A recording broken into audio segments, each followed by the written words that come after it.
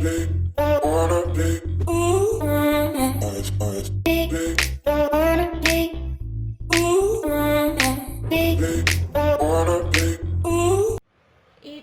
Interpretation. ABGs को interpret करने के लिए, इनको अंडरस्टैंड करने के लिए हमें सबसे पहले इसका बेसिक कॉन्सेप्ट पता होना चाहिए कि एबीजीज होती क्या है। ABGs stands for arterial blood gases.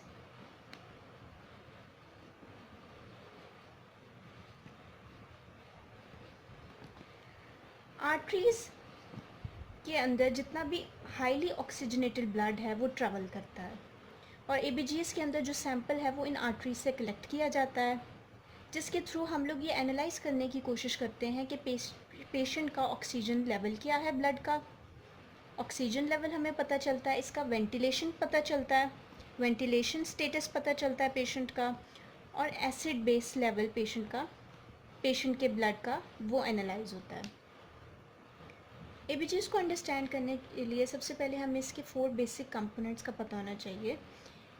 ABGs के अंदर 4 बेसिक कंपोनेंट्स आते हैं, जिसमें सबसे पहले पीएच लेवल आता है, partial pressure of carbon dioxide आता है, बाइकार्ब लेवल आता है, और पार्शियल प्रेशर ऑफ ऑक्सीजन आता है। पीएच वैल्यू हमें बताता है कि ब्लड अल्कलाइन है या acidic. So it tells us about the acidity and alkalinity of blood, acidity and alkalinity of blood. Partial pressure of carbon dioxide हमें ब्लड के अंदर कार्बन डाइऑक्साइड लेवल को बताता है। बाइकार्ब लेवल हमें बताता है ब्लड के अंदर बाइकार्बोनेट के लेवल को, यानी कि बेस लेवल को।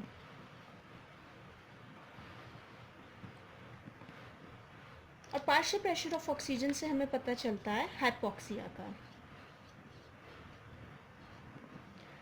नॉर्मल ब्लड की पीएच है 7.35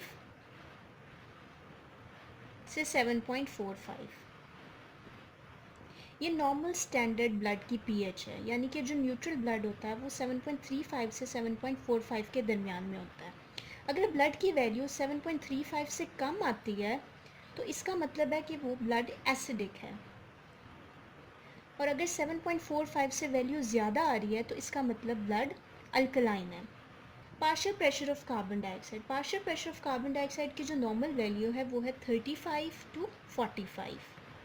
इसको याद करना आसान है क्योंकि ब्लड की पीएच 7.35 से 45 है, यानी कि 35 और 45।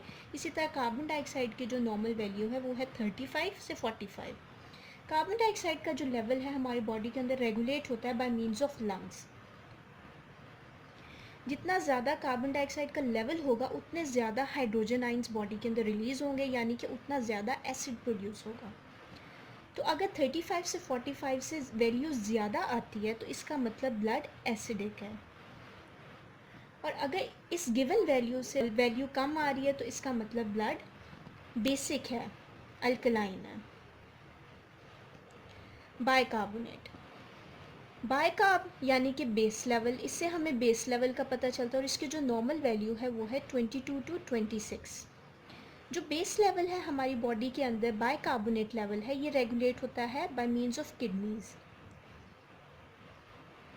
किडनीज और लंग्स का आपस में कंपनसेशन चलता है, जो कि हम लेटर स्टेजेस में एक्सप्लेन करेंगे। 22 to 26 ये बेसिक लेवल है हमारे पास, बाइकार्बोनेट लेवल इसका नॉर्मल लेवल है, यानी कि जितना ज़्यादा 26 से अबव जितनी ज़्यादा वैल्यू जाएगी, यानी कि ब्लड के अंदर उतनी ही ज़्यादा बेस होगी। जब ब्लड के अंदर बेस ज़्यादा होगी तो मतलब वो अल्कलाइन होगा, और अगर 22 से वैल्यू कम आएगी तो इसका मतलब ब्लड एसिडिक होगा। Now partial pressure of oxygen, जो कि हम लोग लेते हैं 80 to 100 इक्विवेलेंट पर लीटर, और इसको नॉर्मली देखा जाता है एनालाइज करने के लिए वेदर के पेशेंट हाइपोक्सिया में तो नहीं जा रहा।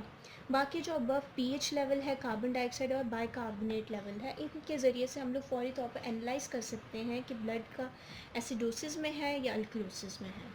Now we will look upon the 3 steps for ABG's interpretation. There are 3 basic steps to interpret ABGs, जिनके ज़रिए से आप easily ABGs को एनालाइज कर सकते हैं।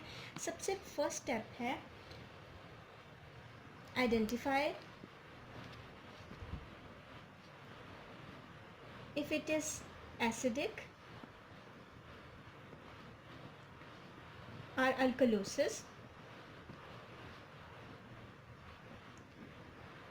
by looking at pH.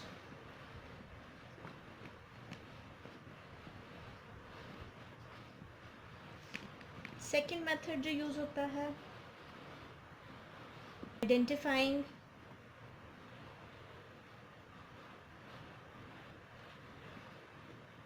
respiratory or metabolic acidosis and alkalosis. इसमें कार्बन डाइऑक्साइड के लेवल को और बाइकार्ब के लेवल को कंपेयर किया जाता है. Third method, identify whether it is compensated or not compensated. By if it is compensated or uncompensated.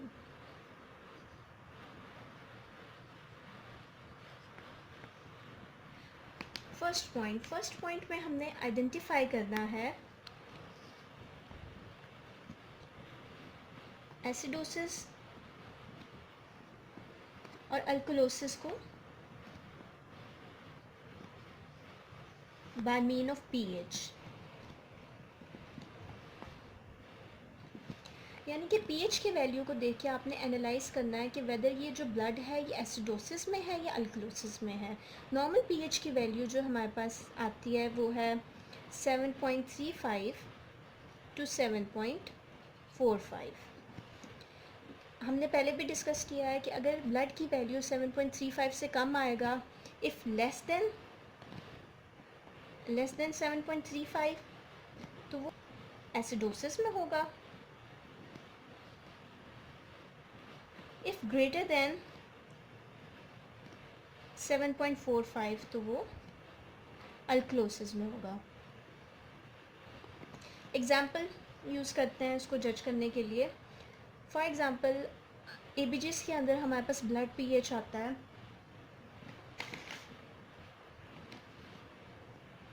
7.25. अब नॉर्मल वैल्यू जो हमारे पास है वो है 7.35 to 7.45 और गिवन वैल्यू जो हमारे पास रिपोर्ट के अंदर आई है वो है 7.25, यानी कि वो 35 से कम है. और जब भी वैल्यू कम होगी, इफ़ लेस देन 7.35 तो इसका मतलब एसिडोसिस है, यानी कि जो लेवल है ब्लड का वो एसिडोसिस में जा रहा है. अगर पीएच हमारे पास, लेट्स टेक अनदर एग्जांपल कि पीएच की वैल्यू है 7.55. इसको दोबारा कंपेयर करें नॉर्मल वैल्यू से. 35 to 45 इज़ नॉर्मल वैल्यू. अब ये जो वैल्यू है 7.55 ये 7.45 से ज़्यादा है और अगर वैल्यू हमारे पास ज़्यादा होगी तो मतलब अल्कलोसिस में जा रहा है पेशेंट. तो हमने कितनी आसानी से जज कर लिया कि पेशेंट अल्कलोसिस में या एसिडोसिस में जा रहा है, बस by only looking at the pH value. तो पीएच को देख के आप फौरी तौर पे जज कर सकते हैं whether patient is in acidosis और अल्कलोसिस. तो first point was to identify acidosis and alkalosis by means of pH. PH को देख के हमने फ़ौरन ये जज कर लेना है कि वेदर पेशेंट एसिडोसिस में है या अल्कलोसिस में. कैसे करेंगे? जो नॉर्मल वैल्यू है ब्लड की वो है 7.35 से 7.45. अगर 7.35 से वैल्यू कम आती है तो इसका मतलब एसिडोसिस में पेशेंट जा रहा है और अगर 7.45 से वैल्यू ज़्यादा आ रही है तो इसका मतलब पेशेंट अल्कलोसिस में जा रहा है. Point, identifying if it's respiratory और मेटाबॉलिक कंडीशन. फर्स्ट पॉइंट पे हमने देखा कि पीएच को देख के हम एनालाइज कर सकते हैं वेदर इट इज़ एसिडोसिस और अल्कलोसिस. पीएच के देख के हमने ये तो आइडेंटिफाई कर लिया कि वो वैल्यू एसिडोसिस में जा रही है या अल्कलोसिस में जा रही है. अब हमने रीज़न आइडेंटिफाई करना है कि क्या ये रीज़न रिस्पिरेटरी कंडीशन है या मेटाबॉलिक कंडीशन है. Partial pressure of carbon dioxide का जो लेवल है बॉडी के अंदर वो रेगुलेट होता है with the help of lungs. यानी कि अगर partial pressure of carbon dioxide का जो लेवल है वो नॉर्मल 35 से 45 है। अगर ये जो नॉर्मल वैल्यू है अगर ये ज़्यादा या कम हो रही है तो इसका मतलब जो लंग्स का फंक्शन है वो सही काम नहीं कर रहा, मतलब ये कि ये रिस्पिरेटरी कंडीशन है हमारे पास। जो इसमें एसिडोसिस या अल्कलोसिस होता है तो वो उसको हम कहेंगे रिस्पिरेटरी एसिडोसिस और अल्कलोसिस। इन केस अगर हमारे पास बाइकार्ब है, बाइकार्ब की वैल्यू नॉर्मल 22 टू 26 है, अगर ये वैल्यू जो नॉर्मल वैल्यू ये फ्लक्चुएट हो रही है यानी कि ये ज़्यादा या कम हो रही है तो ये होगी metabolic condition.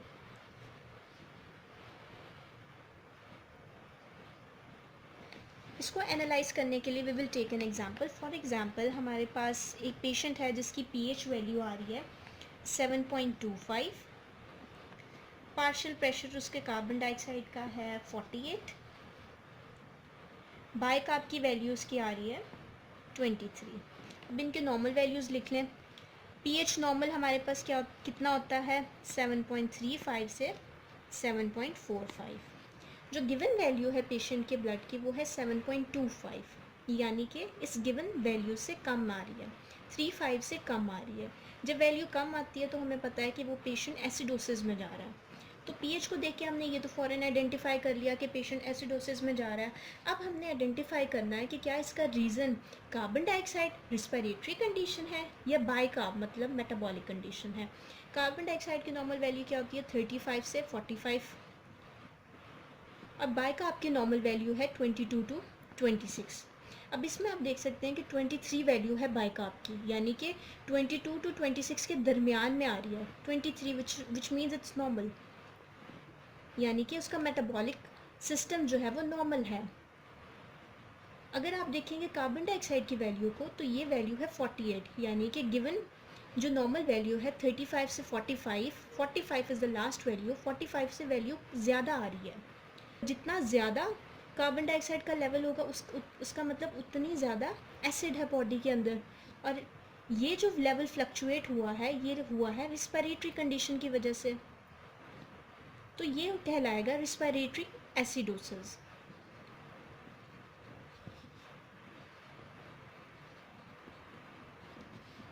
Let's take another example. PH है हमारे पास पेशेंट की 7.50, पार्शियल प्रेशर कार्बन डाइऑक्साइड का है 26 और बाइकार्ब की वैल्यू आ रही है 22। पीएच की नॉर्मल वैल्यू क्या होती है 7.35 से 7.45। अब पीएच को देख के आप फ़ौरन बता सकते हैं कि क्या ये अल्कलोसिस में जा रहा है या एसिडोसिस में। अब जो नॉर्मल वैल्यू है वो 7.35 से 45 है और गिवन वैल्यू है 50, यानी कि 45 से ज़्यादा है।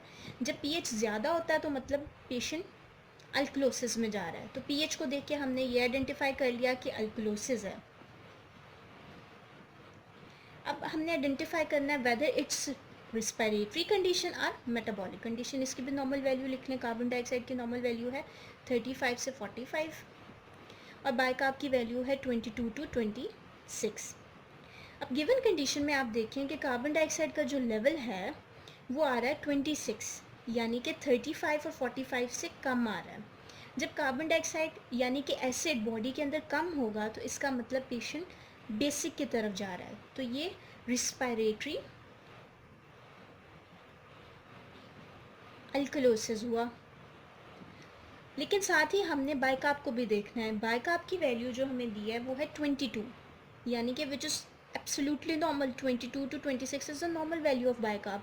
बाइकार्ब इसके अंदर बिल्कुल नॉर्मल है।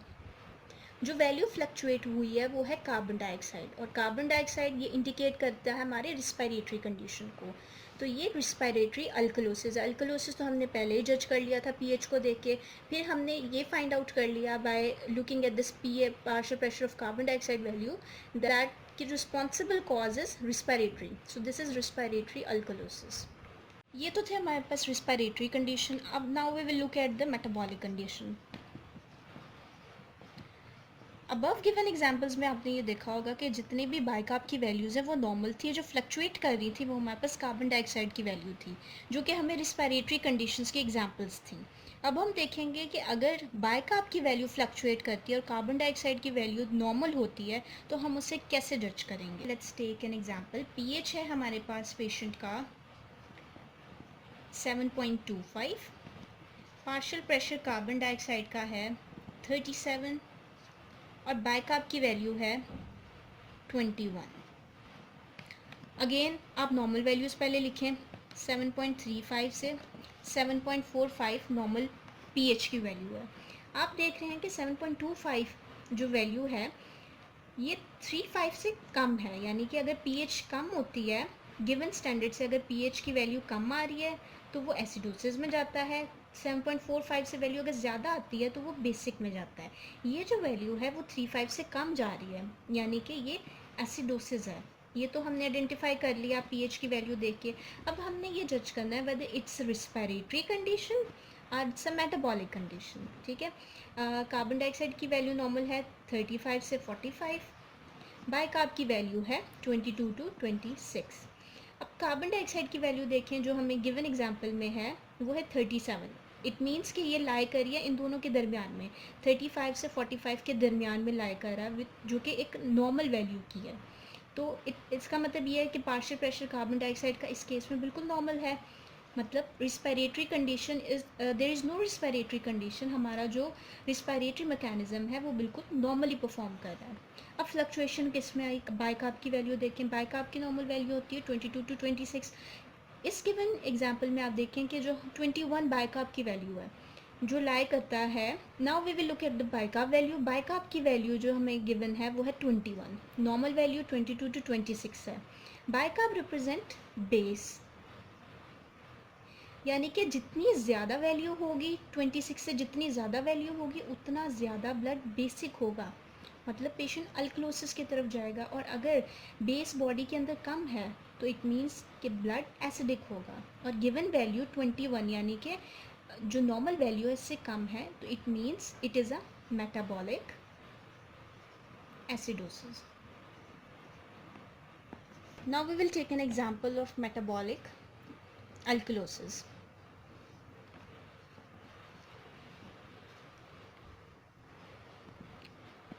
लेट्स सपोज कि पेशेंट की पीएच है 7.55, पार्शियल प्रेशर कार्बन डाइऑक्साइड का है 35, बाइकार्ब की वैल्यू है 27।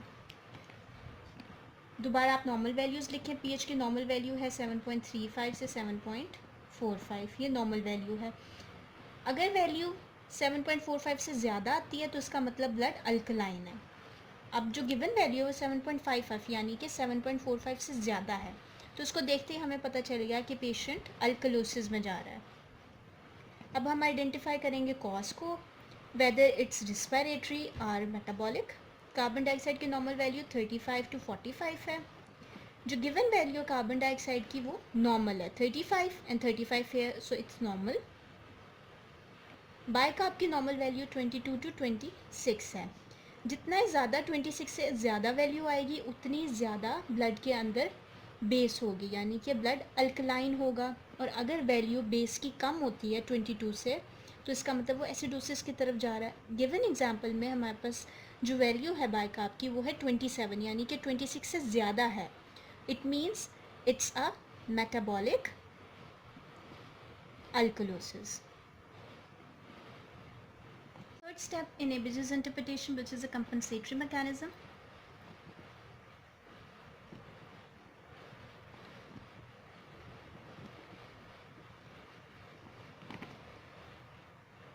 हमें पता है कि respiratory we have two conditions जिसकी वजह से अल्कलोसिस और एसिडोसिस होता है। One is respiratory condition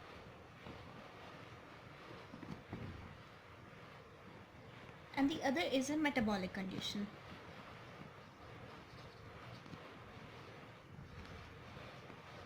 respiratory condition के अंदर जो फ्लक्चुएट करती है वैल्यू वो है कार्बन डाइऑक्साइड की वैल्यू। तो कंपनसेटरी के जब कार्बन डाइऑक्साइड की वैल्यू ज़्यादा या कम होती है तो मेटाबॉलिक कि वैल्यू उस हिसाब से हमारी बॉडी के अंदर ऑटोमेटिकली एडजस्ट हो जाती है। ये एक नेचुरल मैकेनिज़्म है बॉडी का, जिसके थ्रू वो बॉडी का न्यूट्रल इक्विलिब्रियम बैलेंस करने की कोशिश करता है। जैसे कि फॉर एग्जांपल कार्बन डाइऑक्साइड की वैल्यू ज़्यादा आ रही है ब्लड के अंदर, नॉर्मल वैल्यू हमारे पास 35 से 45 है, और 45 से वैल्यू ज़्यादा आ रही है, यानी कि ब्लड एसिडिक हो रहा है, एसिडोसिस की तरफ जा रहा है। तो जो मेटाबॉलिक कंडीशन है, हमारी किडनीज जो हैं बाइकार्ब की वैल्यू को इंक्रीज़ कर देंगी। नॉर्मल वैल्यू बाइकार्ब की होती है 22 टू 26। 26 से ज़्यादा, जितनी ज़्यादा वैल्यू होगी उतनी ज़्यादा बॉडी के अंदर बेस होगी। अब बॉडी के अंदर एसिड लेवल ज़्यादा आ गया, तो इसको कंपनसेट करने के लिए, इसको इक्विलिब्रियम में लाने के लिए हमारी बॉडी बेस लेवल को इंक्रीज़ कर देगी, यानी कि बाइकार्ब लेवल जो बॉडी के अंदर वो 26 से अबव हो जाएगा। तो ये हमारे पास कंपनसेटरी मैकेनिज़्म है।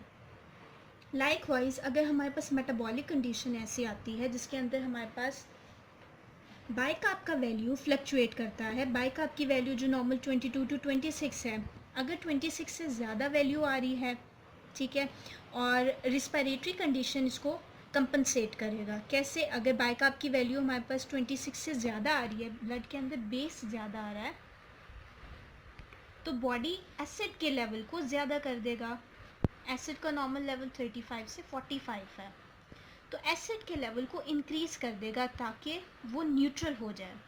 जब बेस ज़्यादा है तो एसिड ज़्यादा हो जाएगा, एसिड और बेस तो वो एक लेवल को मेंटेन कर देंगे, ठीक है।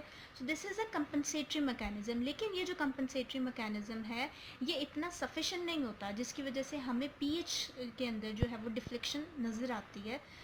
फॉर एग्ज़ाम्पल हमने अपनी प्रीवियस एग्जाम्पल्स में देखा था कि पीएच की वैल्यू, अगर पीएच की वैल्यू है 7.55, पार्शियल प्रेशर कार्बन डाइऑक्साइड का है 35 और बाइकार्ब की वैल्यू है 27, यानी कि ये जो वैल्यू है 7.55 यानी कि अल्कलोसिस में ब्लड जा रहा है। कार्बन डाइऑक्साइड 35 है विच वाज नॉर्मल। 27 यानी कि 22 से 26 से ये ज़्यादा जा रहा है नॉर्मल वैल्यू से, ये मेटाबॉलिक अल्कलोसिस था। तो इसमें हमने देखा कि एक वैल्यू जो है वो फ्लक्चुएट कर रही है बाइकार्ब की वैल्यू, जबकि दूसरी वैल्यू बिल्कुल नॉर्मल है। जबकि कंपनसेटरी मैकेनिज़्म में क्या होता है, अगर एक वैल्यू ज़्यादा है तो दूसरी भी ज़्यादा हो जाएगी उसको कंपनसेट करने के लिए, उसके फैक्ट को न्यूट्रलाइज करने के लिए। अगर हमारी पीएच है ब्लड के अंदर 7.55 आ रही है ब्लड की पीएच, और बाइकार्ब की वैल्यू है 27, तो कार्बन डाइऑक्साइड की वैल्यू 35 से फ्लक्चुएट कर जाएगी। नॉर्मल वैल्यू 35 टू 45 है, तो ब्लड की वैल्यू फॉर एग्जांपल 46 हो जाएगी ताकि वो इसके इफेक्ट को न्यूट्रलाइज कर सके।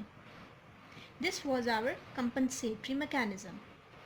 इसमें आप देख सकते हैं बाइकार्ब और कार्बन डाइऑक्साइड एक दूसरे के प्रोपोर्शनल चल रहे हैं, यानी कि if one value is going up then the other will also go up, but this there will be difference in the pH. P would always be opposite. Now let's take a quick review of ABG's interpretation. There are four basic components of ABG's interpretation, which is pH value, partial pressure of carbon dioxide, bicarb value, and partial pressure of oxygen.